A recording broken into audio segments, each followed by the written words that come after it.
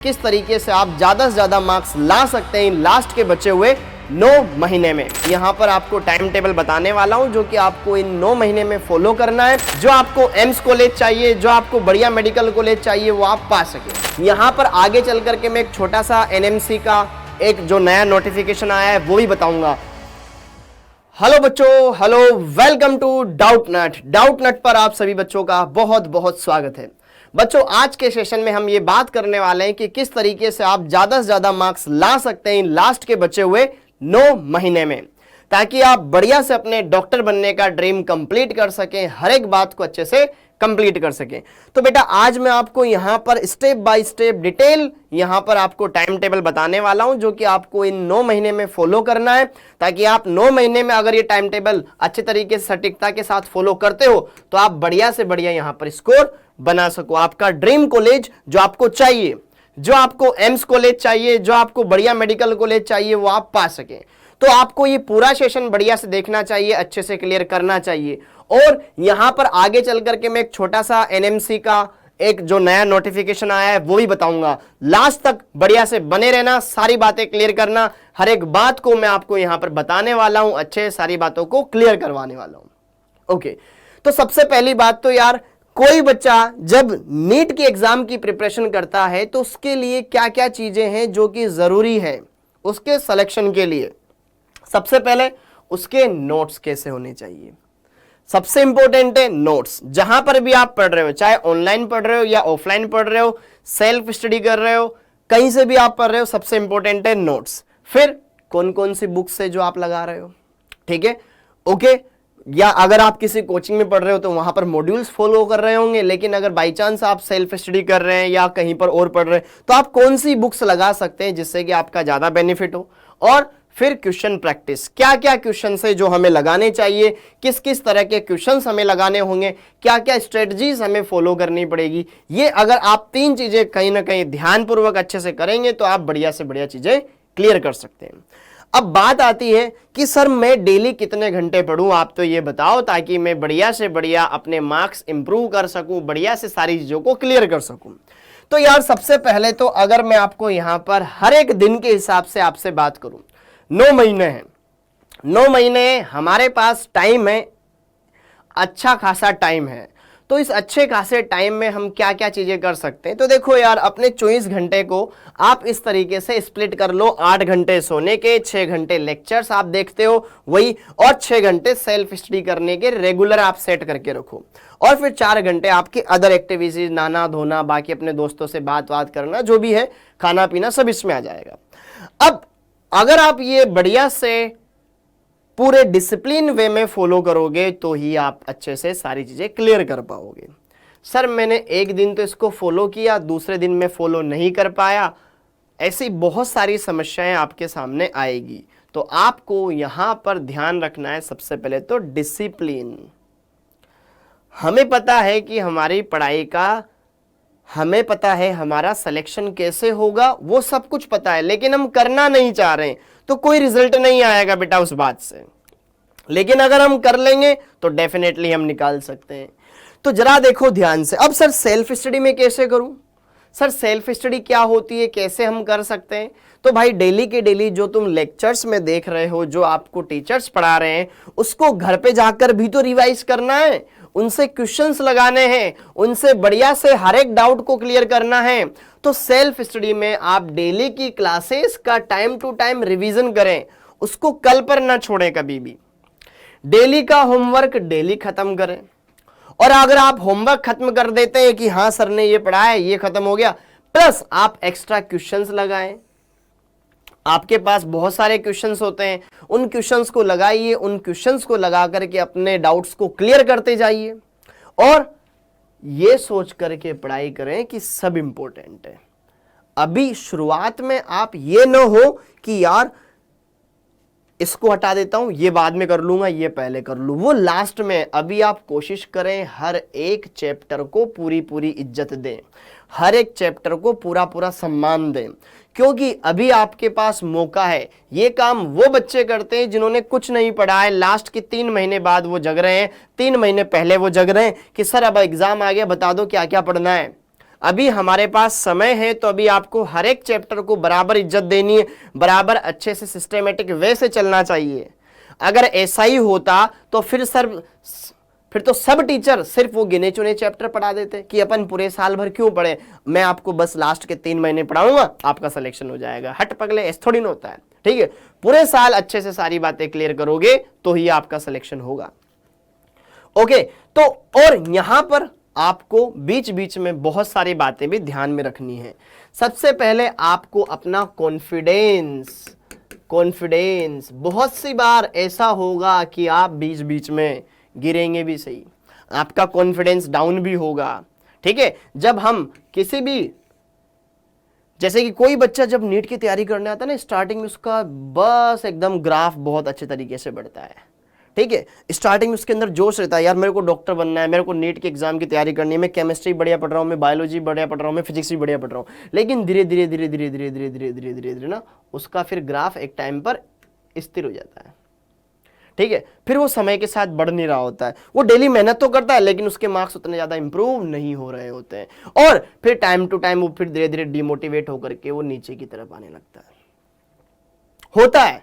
लेकिन आपको हर वक्त पहले से ज्यादा बेटर करना पड़ेगा, तभी आप कहीं ना कहीं सेलेक्ट हो पाओगे। अगर आप बेटा ये सोचो कि अगर आप तो समय के साथ पहले तो बढ़िया जोश था लेकिन बाद में ऐसा आपका ग्राफ डिक्रीज हो गया, तो इसको वापस से उठाने की जरूरत है, क्योंकि सिलेक्शन तभी होएगा बेटा। ठीक है, आपके कॉन्फिडेंस को इंक्रीज करना पड़ेगा। सर हम कॉन्फिडेंट तो बहुत रहते हैं लेकिन नंबर ही नहीं आते हैं। तो यार जरा देखो ध्यान से, सर हमें बहुत जोश है, हमें बहुत जुनून है, इसलिए तो हमने नीट की तैयारी करने की ठाना, लेकिन हम कर नहीं पा रहे हैं, तो जरा देखो ध्यान से उसमें क्या है। आप कॉन्फिडेंट तो हो लेकिन आपको दिशा सही पता नहीं है ना कि क्या क्या चीजें करनी है, आपकी डायरेक्शन फिक्स नहीं है। वो कहा जाता है ना, प्रैक्टिस मेक्स परफेक्ट। प्रैक्टिस कहीं ना कहीं आपको एकदम परफेक्ट बनाता है, लेकिन प्रैक्टिस भी किस दिशा में, सही दिशा में की गई प्रैक्टिस ही सही रिजल्ट देती है। हाँ या ना, क्लियर हुआ? तो आप प्रैक्टिस तो करो यार, सही डायरेक्शन में तो जाओ। आपको पता है कि आपका एग्जाम में फिजिक्स भी आना है, केमिस्ट्री भी आना है, बायोलॉजी भी आना है। सिर्फ मैं बायोलॉजी पढ़ करके सिलेक्ट नहीं हो सकता, सिर्फ मैं केमिस्ट्री पढ़ के सिलेक्ट नहीं हो सकता, सिर्फ मैं फिजिक्स पढ़ करके सिलेक्ट नहीं हो सकता, मुझे ये तीनों के तीनों पार्ट कवर करने पड़ेंगे। और दूसरी बात, सिर्फ मैं थ्योरी पढ़ करके सेलेक्ट नहीं हो सकता। सर मैंने सारी थ्योरी कवर कर ली, क्या अब मेरा सिलेक्शन हो जाएगा? कोई गारंटी नहीं है, मेरे को क्वेश्चंस भी तो लगाने पड़ेंगे। सर मैंने क्वेश्चंस लगा लिए, क्या मेरा सिलेक्शन हो जाएगा? तो फिर हम कहेंगे क्या आपने जिस एग्जाम की तैयारी की उस एग्जाम के अकॉर्डिंग क्वेश्चंस लगाए? आपको क्या करना पड़ेगा? एग्जाम की नीड के अकॉर्डिंग भैया एग्जाम ओरिएंटेड क्वेश्चंस लगाने पड़ेंगे। एग्जाम के अकॉर्डिंग मतलब एग्जाम में कैसे कैसे क्वेश्चंस पूछे जाते हैं, क्या आपने इनके पीवाईक्यूज लगाए? हर एक चैप्टर के साथ साथ उसके पीवाईक्यूज जरूर लगाएं बेटा। आपको ये आइडिया लग जाएगा कि पिछले सालों में इन चैप्टर से कैसे कैसे क्वेश्चंस पूछे जा रहे हैं। आप देखोगे बहुत सारे चैप्टर से बहुत आसान क्वेश्चन पूछे जा रहे हैं और हम जबरदस्ती चैप्टर की टेंशन कर रहे हैं, यार ये तो बहुत हार्ड है यार, मेरे को समझ में नहीं आ रहा। अरे देखो उसके पीवाईक्यू कितने आसान आए, मतलब उस चैप्टर से सिंपल क्वेश्चन आ रहे हैं। वो चैप्टर अगर आप पढ़ लोगे तो आपके मार्क्स बढ़िया अच्छे से आ जाएंगे। तो पीवाईक्यूज, और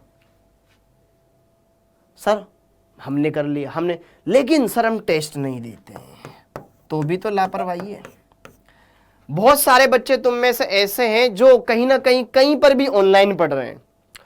ऑफलाइन वाले बच्चे भाई रेगुलर उनको कोचिंग पे टेस्ट देने जाना होता है, लेकिन ऑनलाइन में बच्चा थोड़ा सा ना लापरवाही करता है क्योंकि सिस्टम उसके हाथ में होता है। सर मैं पढ़ता भी हूं, ऐसे ही एक बार एक बच्चे का मेरे पास फोन आया, सर मैं रेगुलर क्लासेस अटेंड करता हूं, सर मेरे नोट्स भी प्रॉपर बने हुए हैं, मुझे पता है इस संडे को टेस्ट भी है, लेकिन मैं वो टेस्ट नहीं देता, मैं बाद में दे लेता हूं, मेरी इच्छा पड़ती है जब। तो भाई वो आपका कंफर्ट जोन है, वो आपका कंफर्ट जोन है। कंफर्ट जोन से बाहर निकलो, कंफर्ट जोन से बाहर निकलो। अपने कंफर्ट से बाहर निकलो, कंफर्ट जोन से बाहर निकलो, अपने कंफर्ट जोन से बाहर निकलो। वो कंफर्ट जोन आपको आगे बढ़ने से रोक रहा है, ठीक है, उस कंफर्ट जोन से बाहर निकलो अपने, जो कि कहीं ना कहीं आपको डिक्रीज कर रहा है, आगे बढ़ने से आपको रोक रहा है। भाई आपको ये पता होना चाहिए कि मई में एग्जाम है, मई में मेरा एग्जाम है 2024 में, तो उससे पहले क्या मैं वहां तक जाने के लिए मेहनत कर रहा हूं? उस एग्जाम की डेट आगे नहीं बढ़ेगी।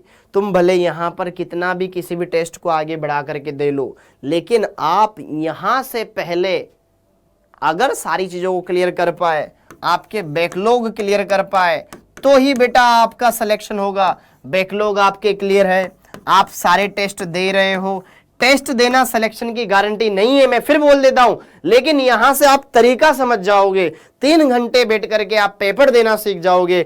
जब तक आप टेस्ट को एनालिसिस नहीं करोगे, जब तक आप टेस्ट को एनालिसिस नहीं करोगे, मतलब आपको यह भी तो देखना पड़ेगा टेस्ट में कितने नंबर हमारे बन रहे हैं, हमारे इतने राइट हुए, ये गलत क्यों हुए, वो गलत ही आपके सिलेक्शन देंगे। वो जो आप कोई भी टेस्ट होता है, टेस्ट में कोई बच्चा कुछ क्वेश्चंस राइट करता है, पक्की बात है, कुछ रॉन्ग करता है और कुछ वो स्किप कर देता है। तो पता है आपका सिलेक्शन इसमें नहीं छुपा हुआ है, आपका सिलेक्शन इनमें छुपा हुआ है। अगर आप इन दोनों को अच्छे से कंप्लीट कर लेते हो, टेस्ट हो गया, अच्छी बात है, हमारे इतने क्वेश्चन राइट हुए, ये गलत क्यों हुए, ये भी तो उसी सिलेबस में से आए थे जो आपको पढ़ाया गया था, ये आपसे क्यों नहीं बने, इसका मतलब या तो ये टॉपिक आपका वीक है, या आपने मक्कारी करी है, पढ़ाई नहीं करी है, या लेक्चर अटेंड नहीं किया है, इस वजह से आप इनके क्वेश्चन छोड़कर आए। ये टॉपिक अगर आप कवर कर दोगे तो आप बाकी बच्चों से ज्यादा बढ़िया हो जाओगे। तो आप जब भी कोई टेस्ट दें, कोशिश करें कि जो आपने पढ़ा है, जो वो तो आपका सही हुआ ही हुआ है, लेकिन जो आपने नहीं किए या जो आपके गलत हुए उनके सॉल्यूशन देखो। हर बार मुश्किल से मुश्किल कितना टाइम लगेगा, 1 घंटा लगेगा, उनके सॉल्यूशन देखो, सीखो यार ये क्यों गलत हुआ, अगली बार से गलत ना हो। 1 घंटा 1.5 घंटा लगेगा, जिसमें काम खत्म हो जाएगा। ठीक है, जब भी कोई टेस्ट होता है उसके बाद आंसर की रिलीज होती है, फिर उसके वीडियो वगैरह देख लो। ठीक है, डाउट नेट ऐप पर आपको सारी चीजें मिल जाएगी, कोई भी टेस्ट का सॉल्यूशन उससे रिलेटेड आसपास 19-20 वाला क्वेश्चन आपको मिल ही जाएगा। ठीक है, तो आप वहां से हिंट लो, यार इसको ऐसे में सोल्व कर सकता था, ताकि अगली बार वो मेरे गलत ना हो। वहीं पर आपका सिलेक्शन छुपा हुआ है।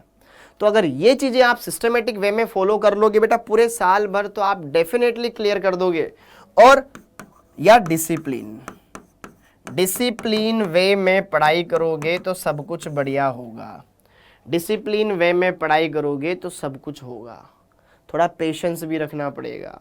जिस एग्जाम की चाहत है, पहली बात तो आपको अनुशासन रखना पड़ेगा। ठीक है, वो बोला जाता ना, काक चेष्टा बको ध्यानम अल्प निंद्रा तथैव च अल्पहारी ग्रह त्यागी विद्यार्थी पंच लक्षणम। आपको ये 5 गुण तो जरूर दिखाने पड़ेंगे अपने अंदर। अगर आपके अंदर वो काक के समान, कौवे के समान चेष्टा है, बगुले के समान ध्यान रखने वाला, बगुला क्या होता है, जैसे मछलियां पकड़ता है, जैसे मछली तुरंत पकड़ लेता है, उसकी तरह एकदम तत्पर रहो। ठीक है, अल्प निंद्रा, अल्पहारी मतलब कम सो, अल्पहार करो, कम नॉर्मल जितना सा है उतना आहार करो। ठीक है, बढ़िया से घर से थोड़ा दूर रह करके पढ़ाई कर लो। घर पर अगर आपकी पढ़ाई नहीं हो पा रही तो अभी आप थोड़ा सा दूर रह लो। ठीक है, फिर पढ़ाई करो, अच्छे से आप सारी चीजें क्लियर कर लोगे। हाँ जी, तो ये चीजें अगर आप ध्यान में रखोगे तो बढ़िया से सारी चीजें आपको मिलेगी, सारी चीजें आपके होती हुई आपको दिखाई देगी। ठीक है, सब होगा। अब अगली बात आपको ध्यान रखना है कि नीट के पेपर में तीनों चीजें आती है, फिजिक्स भी आती है, केमिस्ट्री भी आती है, आपकी बायोलॉजी भी आती है, जूलॉजी बॉटनी, उसमें 2 पार्ट होते हैं। ठीक है, तो आपको यहां पे पता है बेटा फिजिक्स में टोटल यहां पर आपके 50 क्वेश्चंस, यहां पर 50 क्वेश्चंस, यहां पर टोटल 100 क्वेश्चंस होते हैं। ठीक है, इसमें से आपको यहां पर आपको टोटल 50 से अटेंड नहीं करने होते, इसमें भी 2 सेक्शन होते हैं, सेक्शन ए सेक्शन बी, यहां पर भी सेक्शन ए सेक्शन बी, यहां पर भी सेक्शन ए सेक्शन बी, इस तरीके से ये डिस्ट्रीब्यूट रहता है। तो आपको अच्छे से पेपर भी ढंग के पता होना, पेपर का पैटर्न क्या होता है। और बहुत सारे बच्चे जो इस वीडियो को सोच रहे होंगे सर नीट का पेपर तो हिंदी मीडियम वाले बच्चों के लिए होता है या नहीं होता है। भाई हिंदी और इंग्लिश दोनों लैंग्वेज में होता है। नीट का पेपर हिंदी में भी होता है, इंग्लिश में भी होता है। नीट में क्या सिलेबस आता है, कक्षा 11वीं और 12वीं का। नीट में आपके 11th प्लस 12th का ही पार्ट आता है। हिंदी और इंग्लिश दोनों भाषाओं में होता है, हिंदी में भी होता है और इंग्लिश में भी होता है। ओके, नीट का एग्जाम देने के लिए आपके 12th में 50% से अधिक नंबर होने चाहिए, 50% से ज्यादा होने चाहिए, तो आप नीट का एग्जाम दे सकते हो। आपका बायोलॉजी वाला सब्जेक्ट होना चाहिए उसमें, ठीक है, साइंस स्टूडेंट होने चाहिए आप बायोलॉजी वाले, ठीक है, तो आप नीट का एग्जाम दे सकते हो। ये चीजें अगर आप फॉलो कर लोगे तो डेफिनेटली आप एग्जाम निकाल दोगे। और आपको बार बार मोटिवेशन नहीं चाहिए, आपकी आर्थिक स्थिति आपके लिए मोटिवेशन होनी चाहिए। और आपको यह पता होना चाहिए कि यार मैं नीट के एग्जाम की तैयारी क्यों कर रहा था, मैं अपने आसपास वाले लोगों को देखकर कर रहा था या मेरे अंदर वाकई में ये जुनून था कि मुझे डॉक्टर बनना है। कई बार हम क्या करते हैं कि यार 3 दोस्त थे, जैसे कि 2 दोस्त नीट की तैयारी कर रहे, तीसरा वाला भी उनके साथ करने लग जाता है। यार अगर मैं नीट की तैयारी नहीं करूंगा तो ये पता नहीं क्या सोचेंगे। मतलब मन ही मन, भले दूसरे नहीं सोच रहे होते हैं लेकिन हमें खुद को लगता है यार पता नहीं ये लोग मेरे बारे में क्या सोचेंगे। एक मन ही मन हम सोचने लगते हैं, ठीक है, यार मेरे को भी करनी चाहिए, भले हम वहां पढ़ ही नहीं रहे हो या हमारा दिमाग वैसा नहीं है लेकिन हम कर रहे हैं भेड़ चाल। तो आपको ये पता होना चाहिए कि आप नीट की तैयारी क्यों कर रहे हैं। आपको डॉक्टर बनना था तो वैसे मेहनत तो करो भाई यार, ठीक है, ओके, तो करो, जरूर करो बेटा। अगर आप ये चीजें फॉलो करोगे तो डेफिनेटली आप नीट का एग्जाम क्रैक कर सकते हो। अब यहां पर अगली बात मैं आपको ये वाली बात बताना चाह रहा था कि यार एनएमसी, नेशनल मेडिकल काउंसिल ने एक एग्जाम और निकाला है बेटा, NEXT, नेक्स्ट का एग्जाम। हाँ जी, तो ये एग्जाम क्या है, ये एग्जाम आपके लिए अभी नहीं है, ठीक है। यहां पर इन्होंने क्या बोला है कि भाई जो बच्चे 2024 में नीट का एग्जाम देंगे, जो बच्चे 2024 में नीट का एग्जाम देंगे ना, 2024 में आपको नीट का एग्जाम ही देना है, 2024 में नीट का एग्जाम देंगे और MBBS कॉलेज में दाखिला लेंगे, तो वह पहला बैच होगा जो 4.5 साल बाद, मतलब लगभग 2028 में इस नेक्स्ट का एग्जाम देगा। नेक्स्ट का एग्जाम देने के बाद फिर आप डॉक्टर बनेंगे, ठीक है। नीट का एग्जाम क्लियर करने के बाद तो आप डॉक्टरी की पढ़ाई करेंगे, लेकिन फिर आपका एक एग्जाम और होगा 4.5 साल बाद, फिर आपको डॉक्टरी की डिग्री मिलेगी, ठीक है। तो पढ़ाई तो वहां भी करनी है, वो अलग मैटर था, ठीक है। बस अभी आप नीट का एग्जाम दो बढ़िया से, 4.5 साल में आप बहुत कुछ सीखने वाले हो कॉलेज में जाने के बाद। तो उसके लिए अभी से कोई इतना डरने वाली बात नहीं है। बहुत सारी जगह आप ऐसी वीडियो देखोगे, अरे ये एक और एग्जाम आ गया, एक और एग्जाम आ गया, कुछ नहीं, वो आपके 4.5 साल बाद है। उस चीज के लिए परेशान हो रहे हो, आज वाली चीज के लिए परेशान होने की जगह उस चीज के लिए परेशान हो रहे हो। आज करंट में जियो, ना भूत ना भविष्य, अभी वर्तमान में जियो, तो सारी चीजें क्लियर हो जाएगी। हाँ, भविष्य को देखते हुए बढ़िया से आप चीजें प्लानिंग बनाते जाओ, अच्छी बात है, ओके। तो इसी के साथ बेटा आप सभी का बहुत बहुत धन्यवाद, थैंक यू, जय हिंद।